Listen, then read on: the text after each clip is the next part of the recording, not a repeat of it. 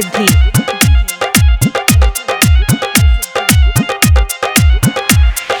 रोजे रोजे यरवा से का करी हो लड़ावा ताड़े चोचावा हो। रोजे रोजे यरवा से लड़ावा ताड़े चोचावा हो। दिक्कत में बनी हो कुछ करी ऐसी बात हमर हो जाए साथे करो से नहीं लौट जाए। दे दी ऐसा उपाय ती मौगी के मारी फट जाए। बड़ा कर दी सामान ती मौगी के मारी फट जाए। फट जाए मौगी के मारी फट जाए। हर सिद्धि।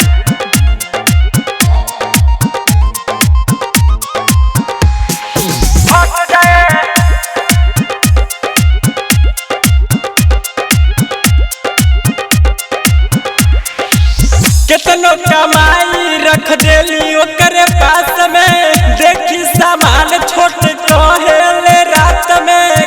हम केतना कही हो कितनो कमाई रख देली ओकरे पास में। देखी सामान छोट कहेले रात में। ऐसा न सहाता कुछ न बुझाता जहरिया खा के मर जाए।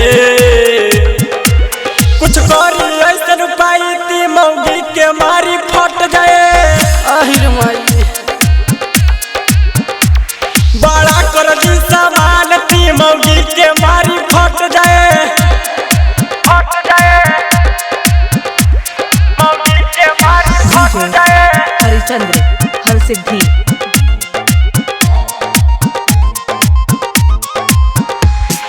फट जाए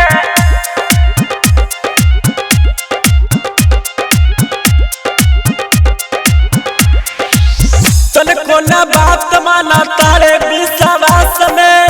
दिन भर धरा तारे देखा घास में। बड़ा हेहर बहो तन कोना बात रख तारे विश्वास में। रोजे रोजे धरा लाउता घास में। राहुल रंजित के पूरा जिंदगी ऐसी देखते कट गई। कुछ कर